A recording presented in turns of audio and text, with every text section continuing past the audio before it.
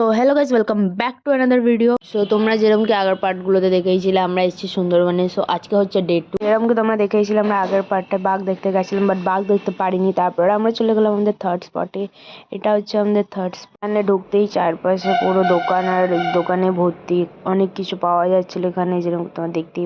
তারপর আমরা হাঁটতে হাঁটতে এগিয়ে চলে গেলাম আর দেখলাম ওখানটায় অনেক বড় বড় সাইজের কুমির, দেখতেই পাচ্ছ তোমরা।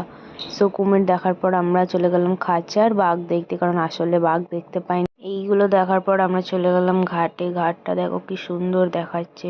তার একটু পরে আমাদের বোট এসে গেল। বোটে চড়ার পরে আমাদের দিল একটা করে কমলা লেবু। সো কমলা লেবুটা খেয়ে আমরা খোসা জলে ফেলে দিলাম, কারণ এটা বায়োডিগ্রেডেবল। সো জলের কোনো ক্ষতি হয়নি এতে। তারপরে বোটে চড়ে আমরা চলে যাচ্ছিলাম আমাদের হোটেলের দিকে। সো রাত হয়ে গেছিলো আমাদের ফিরতে ফিরতে। সেই ক্লিপটা নিতে পারিনি কারণ আমার ফোন পুরো ডেড হয়ে গেছিলো। সন্ধ্যেবেলা আমাদের দিয়ে দিয়েছিল চাউমিন আর কফি। কফিটা এতই ভালো খেতে ছিল যে আমরা আবার কফির জন্য বসেছিলাম, বাট কফিওয়ালা দাদাটা তো আর আসেই। ফ্রেশ ট্রেশ হয়ে আমরা কিছু খাবার খেয়ে নিলাম। তার সাথে বাবারা বাইরে থেকে আমন্দি ফ্রাই এনেছিল, ওটাও খেলাম। রাতের ডিনারে দিয়েছিল ফ্রাইড রাইস, আলুর দম, তারপরে দিয়েছিল চিকেন আর সালাদ। খাওয়া শেষ করে আমরা চলে গেলাম ঘুমাতে। সো ডে 2 এখানেই এন্ড হচ্ছে গাইস। দেখা হচ্ছে ডে 3-তে। Subscribe for more.